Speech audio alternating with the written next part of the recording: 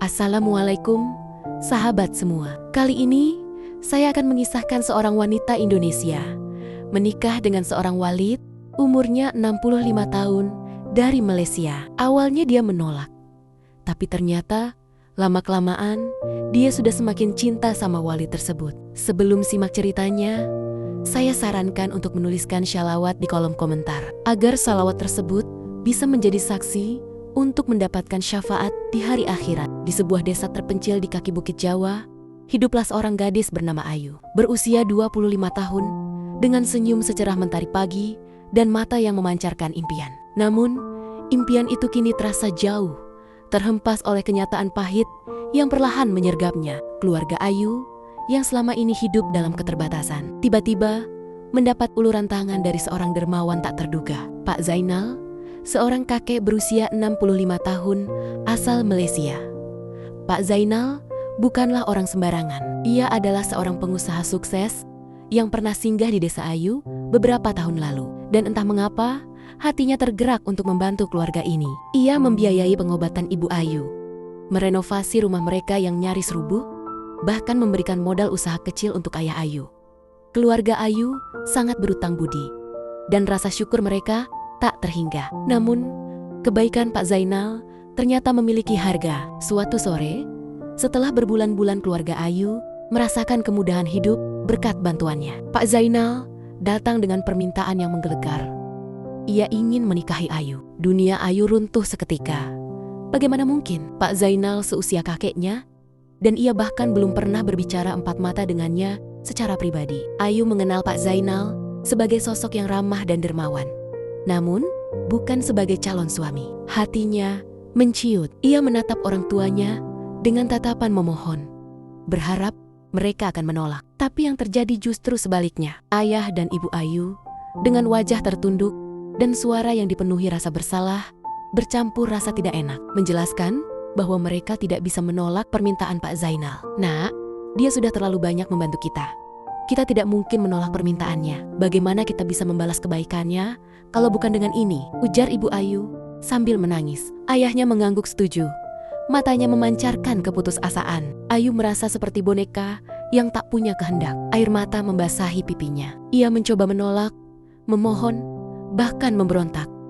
Ia menceritakan tentang cita-citanya, tentang impiannya untuk membangun masa depan dengan cinta, bukan karena paksaan atau balas budi.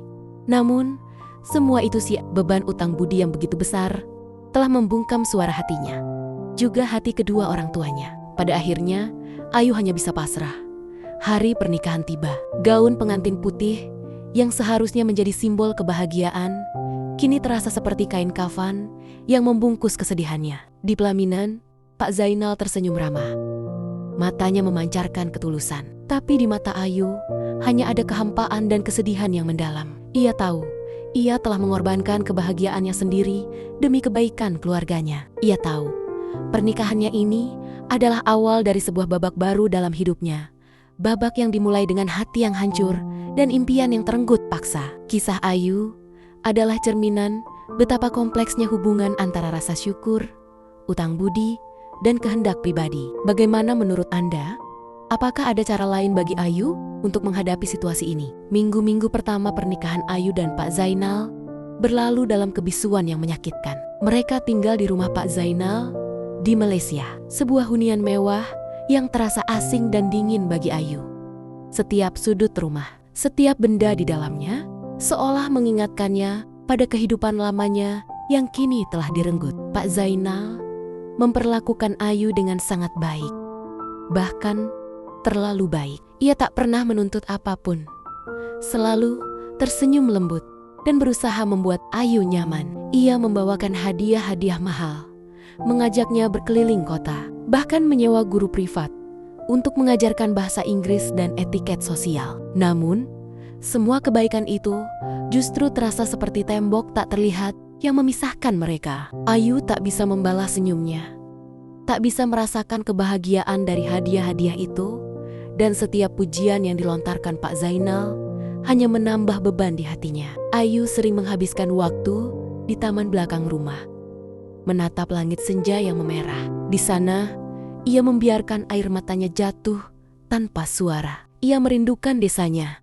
bau tanah basah setelah hujan, dan canda tawa keluarganya. Ia juga merindukan Joko, pemuda sederhana dari desanya, yang dayam-dayam mengisi hatinya. Joko dan Ayu memiliki impian yang sama, membangun rumah kecil di dekat sungai, menggarap sawah, dan membesarkan anak-anak dengan penuh cinta. Impian itu kini terasa seperti fata morgana, menghilang di telan kabut kenyataan. Suatu malam, saat Ayu tak bisa tidur, ia mendengar Pak Zainal berbicara di telepon dengan seseorang. Nada suaranya terdengar berat.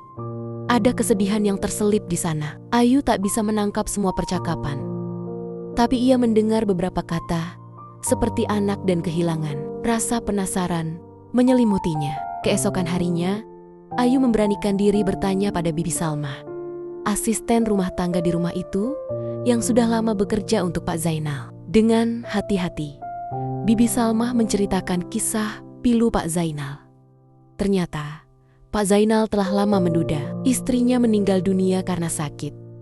Dan tak lama setelah itu, putra satu-satunya juga meninggal dalam sebuah kecelakaan tragis. Sejak saat itu, Pak Zainal hidup dalam kesendirian, dikelilingi kekayaan, namun dilingkupi kesepian yang mendalam. Ia sering pergi ke berbagai tempat, mencari kedamaian, dan kebaikan hatinya terhadap keluarga Ayu adalah salah satu caranya untuk mengisi kekosongan dalam hidupnya. Ia melihat Ayu yang lembut dan polos, dan entah mengapa, ia merasa ada secercah harapan untuk kembali memiliki keluarga. Mendengar cerita itu, hati Ayu sedikit tergerak. Ia merasakan percikan empati terhadap Pak Zainal. Ia masih tak bisa menerima pernikahannya. Namun kini, ia melihat Pak Zainal bukan hanya sebagai sosok yang memaksanya, tetapi juga sebagai seorang manusia yang terluka sama seperti dirinya. Malam itu, untuk pertama kalinya, Ayu duduk di samping Pak Zainal di beranda. Mereka tak banyak bicara,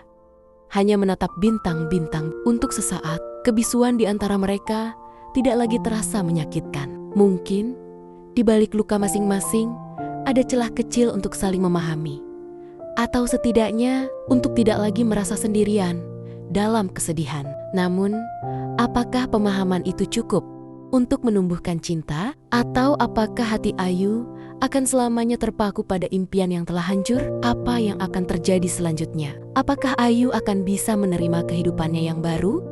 Atau akankah ia terus berjuang untuk kebahagiaannya yang dulu? Beberapa bulan berlalu, Ayu mulai terbiasa dengan rutinitas barunya.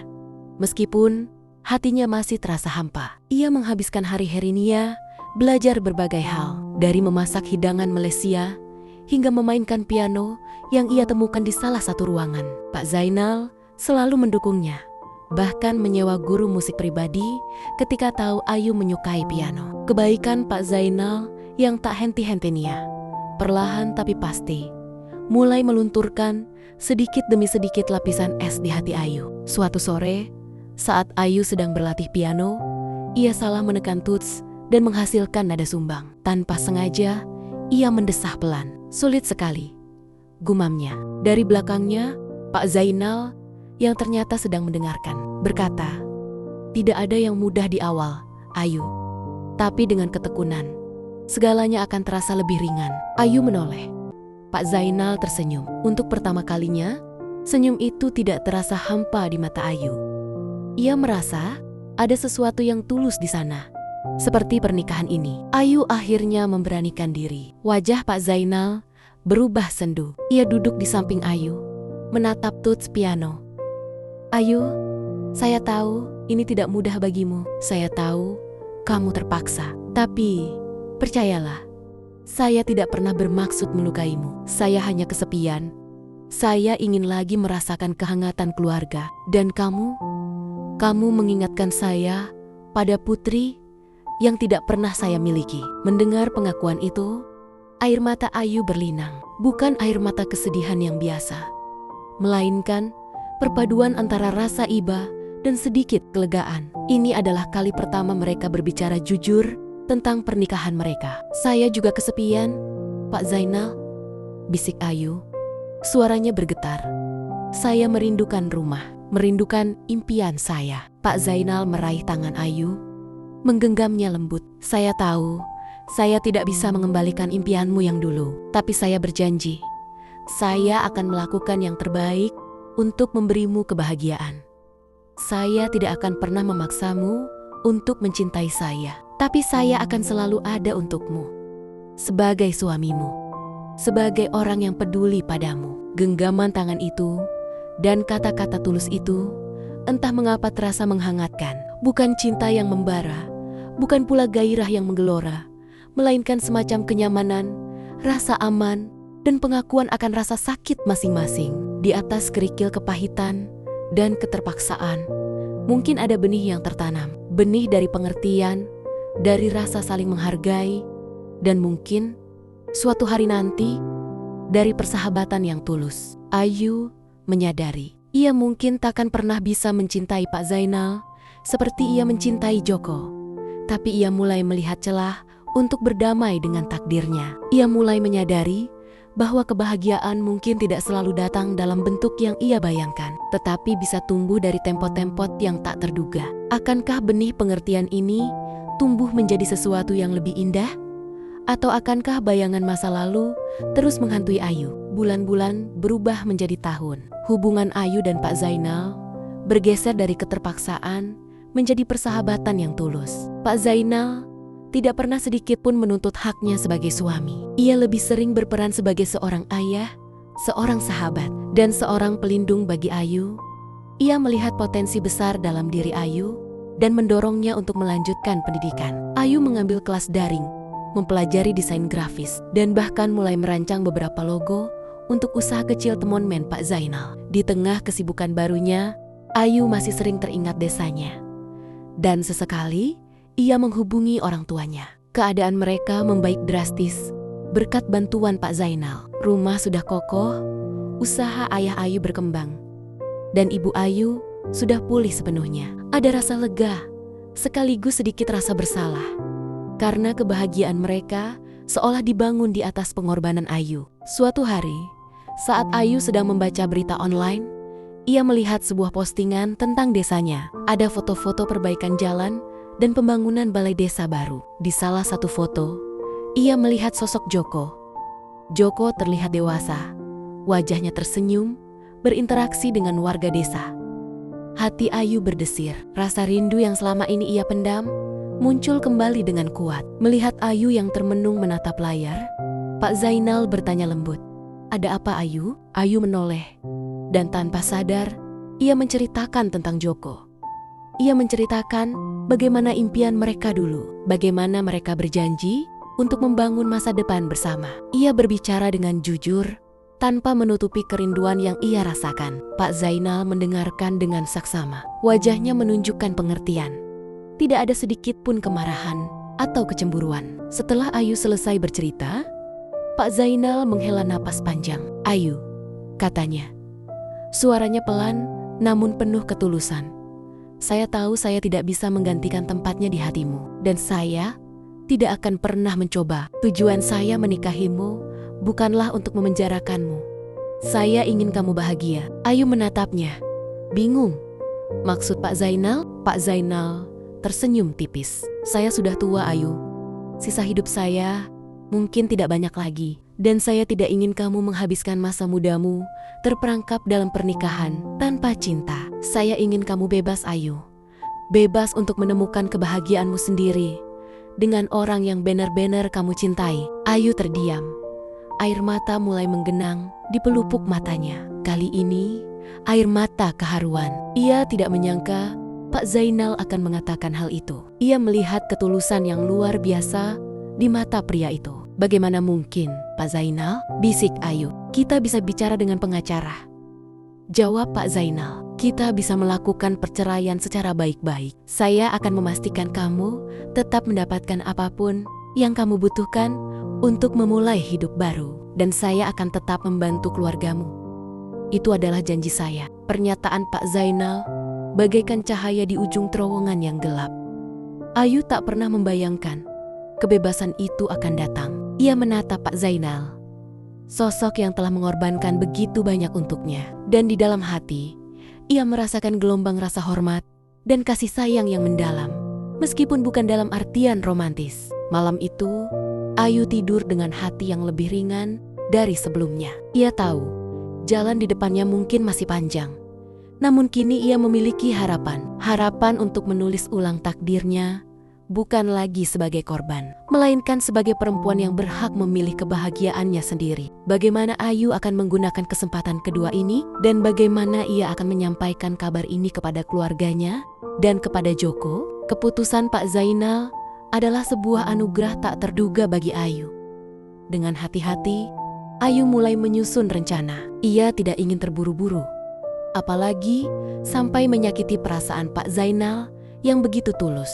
Pertama, Ayu menghubungi orang tuanya. Percakapan itu tidak mudah. Ada kelegaan bercampur kekhawatiran di suara ibu dan ayahnya. Mereka takut Ayu akan kembali kesusahan, atau Pak Zainal akan menarik semua bantuannya. Dengan sabar, Ayu menjelaskan bahwa Pak Zainal telah setuju untuk tetap membantu mereka. Dan perceraian ini adalah keputusan bersama, didasari oleh keinginan Pak Zainal agar Ayu bahagia. Perlahan, kekhawatiran itu mereda, digantikan oleh air mata haru dan doa restu. Langkah selanjutnya adalah menghubungi Joko. Ayu mencari akun media sosial Joko dan mengirimkan pesan singkat. Ia merasa gugup, takut Joko sudah melupakannya, atau bahkan sudah memiliki kehidupan baru. Balasan dari Joko datang lebih cepat dari dugaan Ayu. Ia tak kalah terkejut, namun ada nada penasaran dan kerinduan yang jelas dalam pesannya. Mereka pun setuju untuk melakukan panggilan video. Ketika wajah Joko muncul di layar, jantung Ayu berdebar kencang. Ia melihat perubahan pada Joko. Pria itu terlihat lebih matang, namun sorot matanya masih sama, penuh kehangatan yang dulu ia rindukan. Ayu menceritakan semuanya, tentang pernikahannya, kesedihannya, dan kebaikan luar biasa Pak Zainal. Joko mendengarkan dengan saksama, sesekali mengangguk, dan sesekali pula matanya memancarkan rasa iba. "Aku tidak pernah melupakanmu, Yu," kata Joko, suaranya pelan. "Aku selalu berharap suatu hari nanti kau bisa kembali." Ayu menatap Joko, air mata berlinang. "Aku juga, Jo. Aku juga tidak pernah melupakanmu. Aku juga, Jo. Aku juga tidak pernah melupakanmu." Pak Zainal memenuhi janjinya. Proses perceraian berjalan lancar dan diselesaikan secara baik-baik. Ia memberikan Ayu cukup modal untuk memulai hidup baru, memastikan Ayu memiliki fondasi yang kuat. Ia juga memastikan keluarga Ayu tetap berada dalam program bantuannya. Saat berpamitan, Ayu memeluk Pak Zainal erat, bukan lagi sebagai seorang istri, melainkan sebagai seorang putri yang berterima kasih kepada ayahnya, kepada penyelamatnya. "Terima kasih untuk segalanya, Pak Zainal," bisik Ayu. Air matanya membasahi bahu pria tua itu. "Bahagialah, Ayu. Itu satu-satunya yang saya inginkan," jawab Pak Zainal. Suaranya serak menahan haru. Ayu kembali ke desa, tidak dengan tangan kosong atau hati yang hancur, melainkan dengan semangat baru dan impian yang bisa ia raih kembali. Ia disambut hangat oleh keluarga dan teman-temannya. Joko adalah orang pertama yang menyambutnya di batas desa dengan senyum lebar yang tak pernah pudar dalam ingatan Ayu. Ayu tidak langsung kembali kepada Joko. Ia menggunakan waktu untuk membenahi dirinya, mengejar pendidikan yang tertunda, dan mengembangkan keterampilan desain grafisnya. Ia membantu mengembangkan usaha kecil di desanya. Dan perlahan-lahan, ia menjadi sumber inspirasi bagi banyak wanita muda di sana. Beberapa tahun kemudian, Ayu dan Joko akhirnya menikah. Pernikahan mereka sederhana, namun dipenuhi cinta dan kebahagiaan yang tulus. Mereka membangun sebuah rumah kecil di tepi sungai, dekat sawah, persis seperti impian mereka dulu. Dari kejauhan, mereka masih sesekali mendapat kabar dari Pak Zainal, yang kini hidup tenang menikmati masa tuanya, dengan kebaikan hatinya yang terus mengalir kepada banyak orang. Ayu belajar bahwa hidup memang penuh liku. Kadang, kebahagiaan datang dari arah yang tak terduga. Kadang, pengorbanan membuka pintu menuju kebebasan. Dan kadang, cinta sejati akan selalu menemukan jalannya kembali. Bahkan, setelah melewati persimpangan hati yang paling terpaksa sekalipun.